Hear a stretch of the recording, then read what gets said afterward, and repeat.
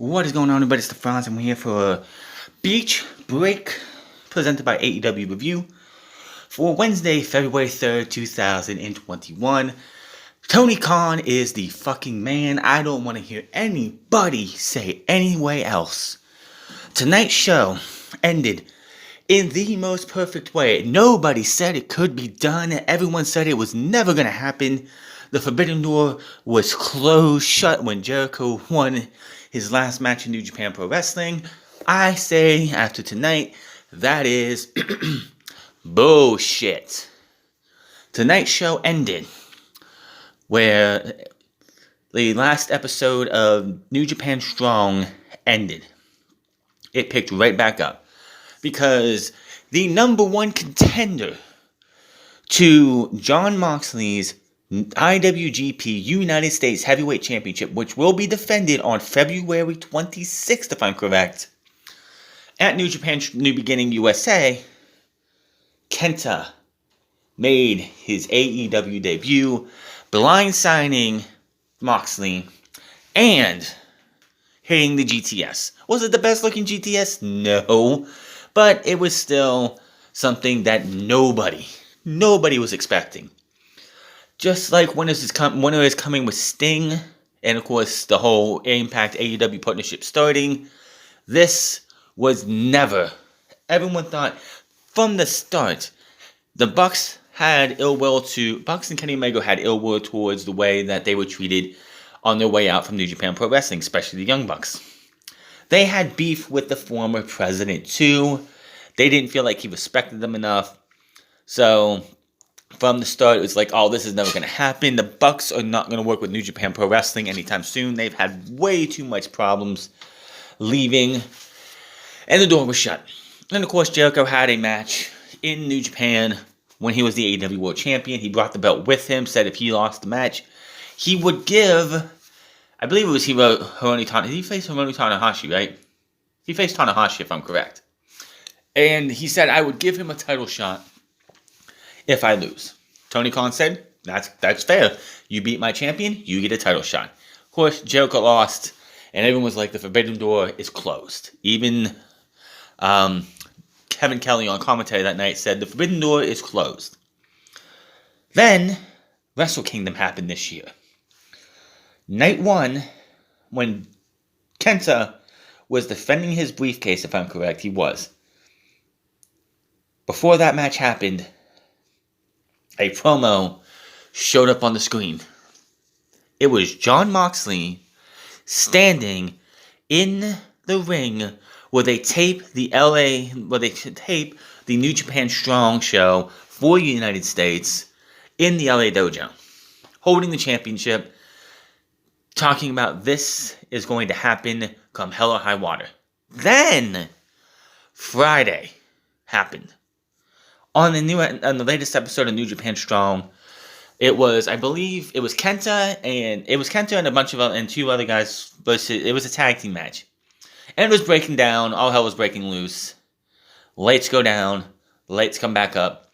Moxley's standing in the ring with the U.S. Championship on his shoulder, and he laid out KENTA with the Death Rider, leaving everybody wondering, when's this match going to happen? Over the weekend, New Japan has made it official. New Beginnings, USA, February 26th. I'm excited. I know you are. I'm not going to watch it live, probably because, of course, SmackDown comes on there, and I do my stuff for SmackDown. I don't review New Japan, but I'm definitely going to be watching that come hell or high water. And then tonight, after the main event, which by far was the best match on the show, we get ourselves KENTA attacking Jon Moxley. Then, if you actually watched the pre-show, the post-show, or you went on their Twitter page or any social media, Kenny Omega caught up to KENTA and tried to be friendly with him. And KENTA told him to shut the fuck up. I'm not your friend. I want to kick Jon Moxley's ass, not be buddy up with you. And he walks away. But Omega tells Tony Khan through the lens that I saw what Archer did. You want me to come here and wrestle? Well, let's do this. I'll go patch things up with my boy Kenta over here. How about next week? Since Kenta doesn't work for them, why don't you make it a lights out match? Kenta and Kenny Omega versus Lance Archer and Jon Moxley. Give me that match. I'm sure it's going to happen. This is awesome. There are so many open doors for AEW, New Japan, and everyone else. So, since AEW started, they've worked with AAA, Impact Wrestling now, New Japan Pro Wrestling now. I guess they work with MLW apparently. NWA they have the championship the champion on their roster. They have so much going for them. It's going to be great. Hopefully this will not be a one-time thing. Hopefully this is going to be the forbidden doors open for good. And it's not just open for a little bit. So many things can happen. What a way to end the show. Beach Break started off with the Tag Team Battle Royal. Now, before this match happened, before the show even started, we had, I think it was yesterday, for the Tag Team Battle Royal, FTR, who was supposed to be in the match, was suspended for a week. Why? Because of their actions after the match between Jungle Boy and I think it was Dax against Dax, where they cut off the horns of Luchasaurus and they tried to cut Jungle Boy's hair. They were suspended, and in were two members of the Dark Order, John Silver and Alex Reynolds, which I still don't know why they weren't in the match in the first place. But yeah, that's gonna happen. So we have this match here. What I like about AEW is that they did a tag team battle royal right. I get so sick and tired of WWE doing tag team battle royals, and it's like, if one member's eliminated, the entire team's eliminated. That's fucking stupid. This was how you do a tag team battle royal. One person gets eliminated, their team is still in it. So, now, what was really weird is that we started the show off, most of the teams are already out there. Jungle Boy was coming out with Luchasaurus. You heard Tarzan Boy playing, which that song, with the little crowd that they have, is already over. When we get back to full crowds, whenever that's going to be, whether it's here, Canada, UK, wherever they go, that song is going to be better. It's going to be as loud, or if not louder, than Judas. And it's going to be sung through the match every single time. Getting Tarzan Boy for Jungle Boy is going to help make him a bigger star faster. So you had pretty much every tag team minus FTR, all 6 members of the Inner Circle in this match, 4 people from the Dark Order, just everyone getting thrown around. This was a good one. I think it was Matt, got eliminated early. So it was down to his brother. It was the other way around. And the question was going to be, was the Young Bucks going to win this match? If the Young Bucks won this match, they already pretty much said that, they pretty much pointed last week that if we win this Battle Royal, it's going to be us versus the Good Brothers. I did not want to see that because they really don't care for title matches all the time. I think we've seen enough title matches or champion versus champion matches that one title's on the line. So, thank goodness that did not happen. But it came down to one member of Top Flight, Darius Martin of Top Flight, Jericho, Sammy Guevara, and MJF. They're beating up on him. MJF ends up getting thrown out. It came down to Sammy Guevara and Chris Jericho and Darius Martin. So, Sammy Guevara is trying to eliminate Darius Martin. Sammy Guevara ends up getting eliminated by Jericho. Sammy's like, what the fuck was that about? Jericho ends up winning this by Judas affecting Darius Martin off of the apron. Him and MJF win. They get the number 1 contenders to a tag team match at Revolution. So that's the second match, official at Revolution. After the match, you could see that Sammy Guevara was not happy with what happened. He felt betrayed, and he ends up walking, just storming to the back as if he didn't get his way. Tony Schiavone is in the ring when introduces TNT champion Darby Allin and Sting. You don't have to do that every time, Tony. Come on. He announces that Allin is defending his title next week against Joey Janela. I don't know why. I guess the ranking system doesn't matter to the TNT Championship, which is fine. If Darby Allin was like, I'll put this title on the line whenever, open challenge, whatever, and Joey Janela answered an open challenge, that's fine. That's absolutely fine.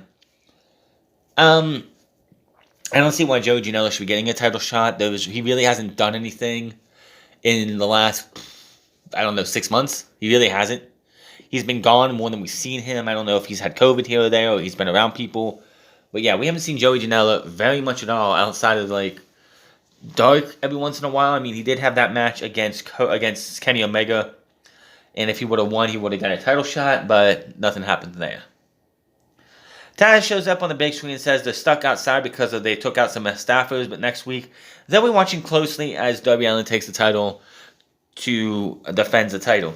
Sting's like, well, if you're going to be there, then I'm going to be there, because this isn't going to be Darby versus Joey Janela and everybody else. This is going to be Darby versus Joey one-on-one, and that's that.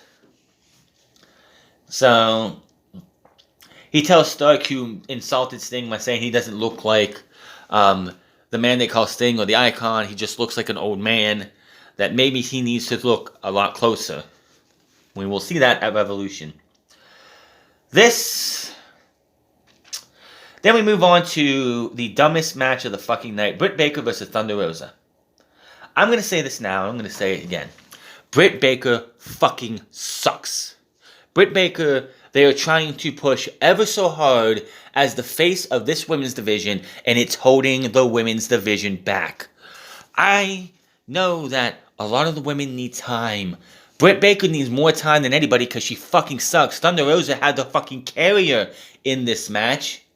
Thunder Rosa should have won this match, showing that Britt Baker's not there, not ready to be the face of the women's division. But Rebel gets in the ring, takes the belt off, takes the middle turnbuckle off of one of the corners, which they have another pad underneath for whatever reason. And then she ends up doing what is that called? Shit.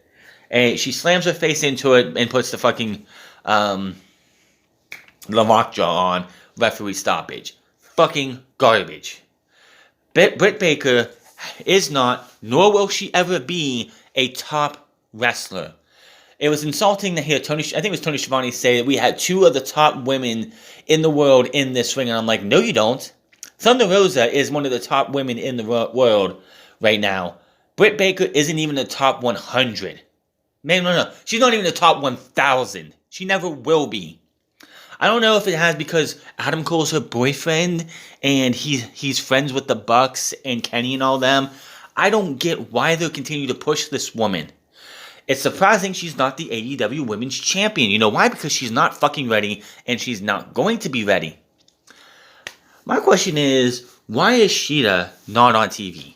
Why do we have to have Thunder Rosa waste her time against a fucking wannabe mediocre wrestler in Britt Baker, when Shida, the Women's Champion, hasn't been seen on TV in weeks? Can someone explain this one to me? I think the last time we saw Shido, she was defending the title against Abaddon at New Year's Smash Night 1, if I'm correct. Why are we showing Britt Baker? Britt Baker's got herself a shitty talk show called The Waiting Room, and they're trying to push her as this be-all end-all demigod of a fucking woman, and she fucking sucks. There is nothing good about Britt Baker.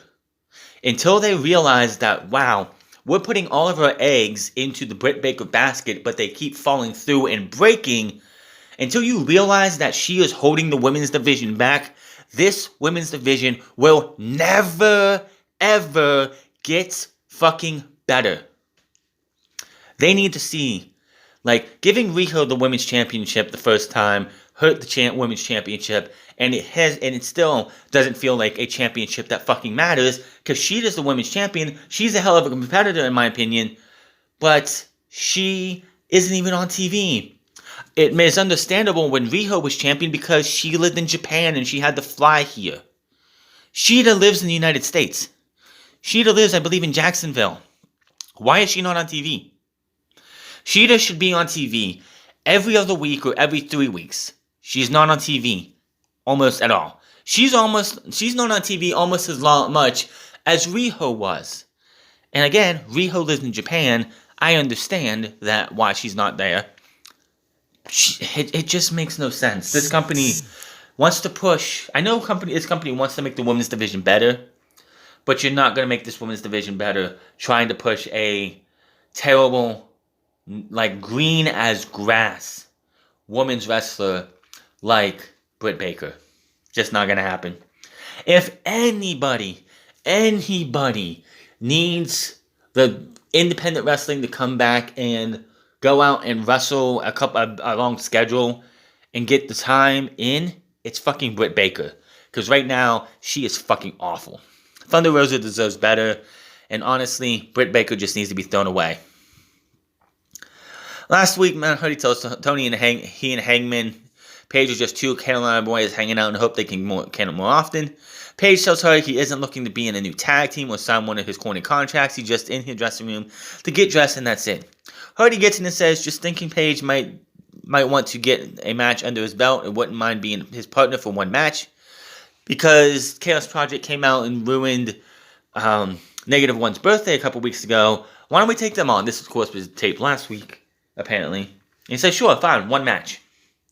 So Hangman Adam Page and Matt Hardy took on Chaos Project. It was a pretty decent match here. Not much else you can say about it except for Page went for hit the buckshot lariat. Hardy tags in immediately. 1, 2, 3 gets the win. Page, of course, is not happy. He's hesitant with the arm raises but lifts his up Hardy's arm in celebration. And that was that. Fucking Matt Hardy just being that sneaky prick that he can be. Then we get the names of all who's going to be in the women's tournament. It's a 16 women's tournament. Title eliminator. Winner gets a shot at the women's champion. We don't know when. It could be at Revolution. It could not be. I don't know. Half of the bracket has a Japanese flag on it because those are Japanese wrestlers, and it's going to be apparently done in Japan. How are we as AEW fans going to watch those matches? They didn't give us those details. But on the Japanese side, Aja Kong, Yuka Sakazaki, Veni, Emi Sakurai, Ryu Mizunami,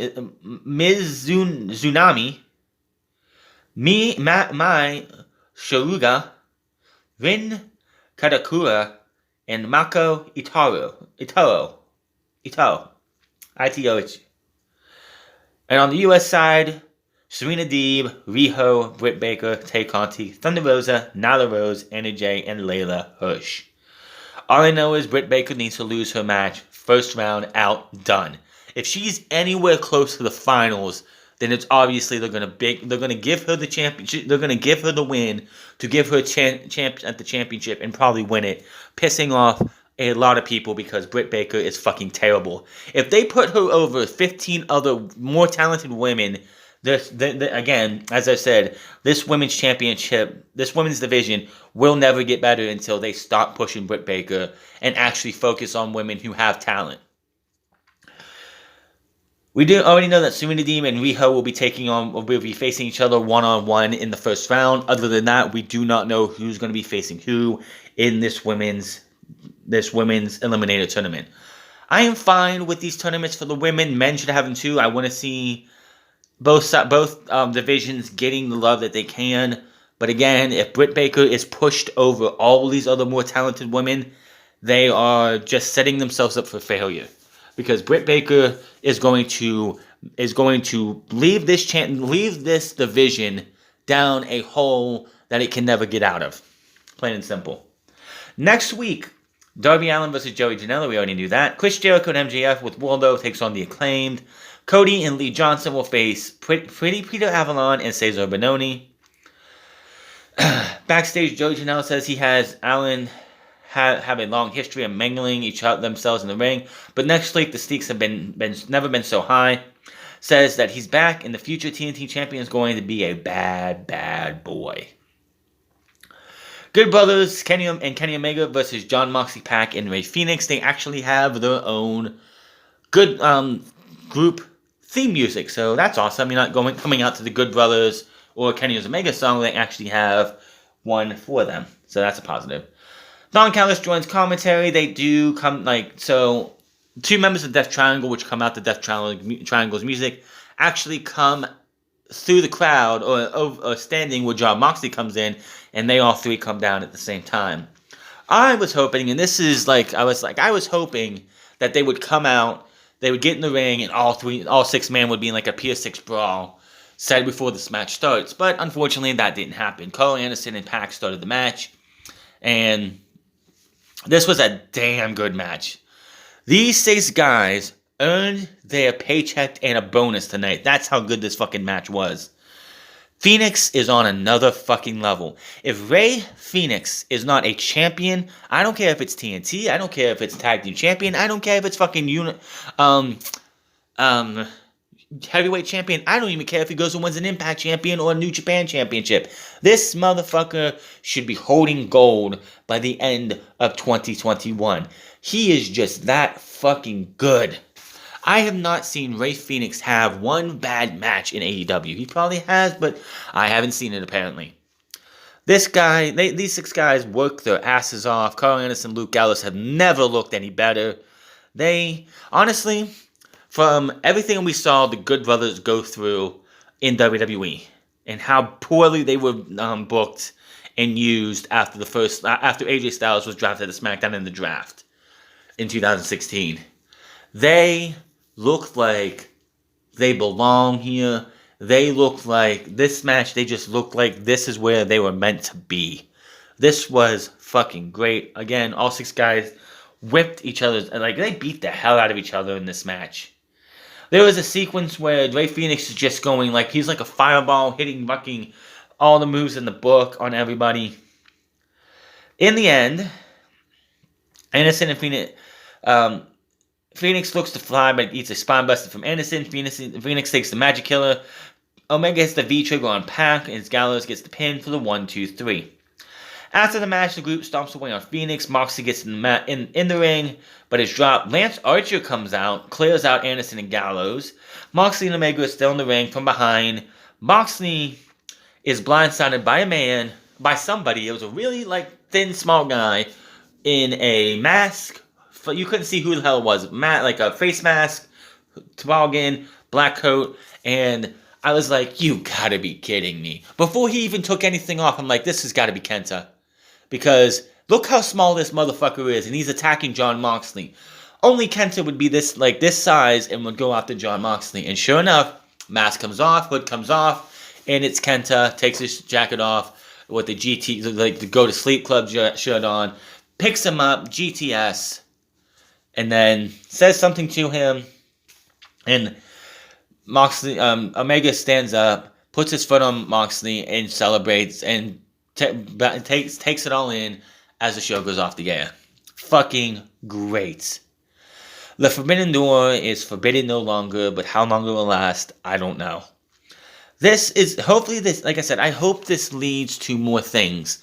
Tama Tonga a couple days ago was on a video just tearing into the Bullet Club bullshit, calling these guys out for everything that they're saying. He ain't happy with the fact that these guys are going out there and, calling themselves Bullet Club. And I figure when AEW started saying and referencing and talking and actually saying Bullet Club, that was it. They had an agreement with New Japan, and of course Wrestle Kingdom happened, and they had this deal in place before Wrestle Kingdom. Jon Moxley's not going to show, which honestly you can't say that because he was in the LA dojo, but it was on Japanese. It was on. It was shown on television on the New Japan show in the Tokyo Dome, so it would technically count as being done there, but it was in the LA dojo. Then of course, everything went to hell on Friday. Friday was when you should have known that, yes, the Forbidden Door is not closed anymore because Jon Moxley is on on U.S. soil attacking Kenta and others and setting up a match that's going to happen on February 26th. I think it's the 26th. This is awesome. I cannot wait for the February 26th. There's possibility that next week we are going to see Kenta make his AEW in-ring debut. It won't count because it's unsanctioned. It's lights out, but that's fine. I'll take a lights out match. We haven't seen a lights out match in about a year. The last lights out match was what? Joey Janela and Jon Moxley, or Joey Janela? It was somebody, but we haven't had a lights out match in almost a year, so we'll take it. This was Britt Baker was terrible. She needs to go fuck away. The Lumberjack match fucking sucked. I forgot about that. I actually skipped over the Lumberjack match. That's how bad it was. Lance Archer and Eddie Kingston had a Lumberjack match. It was a clusterfuck. Everyone's fucking brawling everywhere. Ali almost took the fucking blackout. Lance Archer wins with the blackout. That's all you gotta know. It was terrible. I would say, poor Angelico, because he got knocked the fuck out by Jake the Snake Roberts. It was funny as shit. But, yeah, great fucking end of the show. Honestly, the main event was, of course, the best part of the show. And I forgot, the wedding. Let's talk about the wedding. So, first off, who was the minister at the wedding? Why, it was the sinister minister himself, James Mitchell. James Mitchell. And I'm thinking, well, he's working with Impact, so there's got to be something happening here. But the wedding itself actually went off without a hitch. They came in, and James Mitchell saying some of the most nastiest, dirtiest things I think I've ever heard him, like, somebody say when they're doing their vows and everything. It was funny because James Mitchell is saying, now that you said your vows, you got the rings and everything. Before we move on, if there's anybody who wants to say anything, say it now. But Miro comes over and is like, no, I've been through this a couple times. We're not even going to ask that question. Excalibur's like, smartest man in the room. So, yes, they get they kiss, they have the whole thing, and then Miro starts talking, and he's trying to talk about what is love. And the fucking crowd starts singing, "What is love? Baby, don't hurt me." I'm like, holy shit. Then Miro notices there's a box. There's a big gray box. He's like, what is that? Has been bothering me for a while. Charles Taylor's like, it's from me. It's from me. He's like, okay, well, I've been through many of these weddings before. I understand this stuff.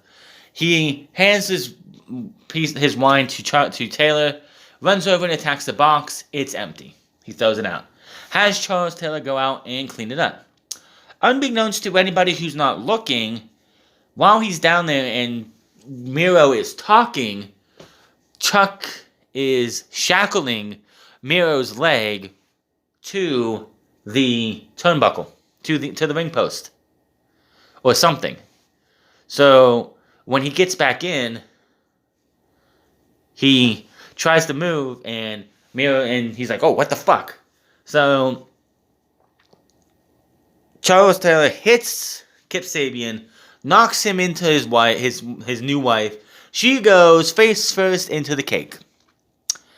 We just had Luther eat a face full of cake a couple weeks ago. Do we need to do this again? Like, really?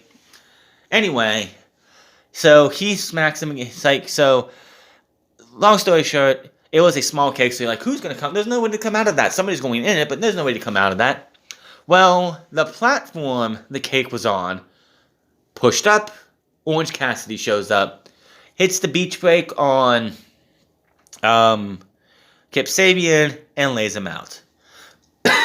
So Orange Cassidy and Chuck Taylor leave. Chuck Taylor is free of his young boyship or butlerness with Miro, and that's how that segment ended. obviously, what's going to probably happen at Revolution, which is fine. Kip Sabian and Miro versus Chuck Taylor and Orange Cassidy. Because Trent's injured for probably another 2-3 months. So, that will be a hell of a match. And, oh yeah, we also have on March 3rd, Shaq and Jade Cargill will be taking on Cody and Red Velvet. Thank goodness it's not on fucking pay-per-view. I will be happy about that. Get it out of the way, and let's just get this shit over with. That's all I gotta say. But, decent show overall. The main event was fucking stellar. Rey Fenix has gotta be on the championship committee. Like, whoever's coming up with who should be going up for a championship, I would love the Lucha Bros to be tag team champions, or Phoenix to become TNT champion, or even world champion. He needs to have a championship around his waist by the end of this year on TV. Just saying. But, yes, if you want to watch one match this week, it's that main event. SmackDown's not going to touch it. Monday Night Raw didn't do anything to touch it. But hit that subscribe button, comment down below, like or dislike this video. Find me on Minds, M-I-N-D-S, at The France Club, twitch.tv/The France Club, and Instagram at The France Club. And I'll see you guys on Friday to see Edge probably say I'm facing Roman at WrestleMania. But until then, my name is The France, and I'll see you guys later.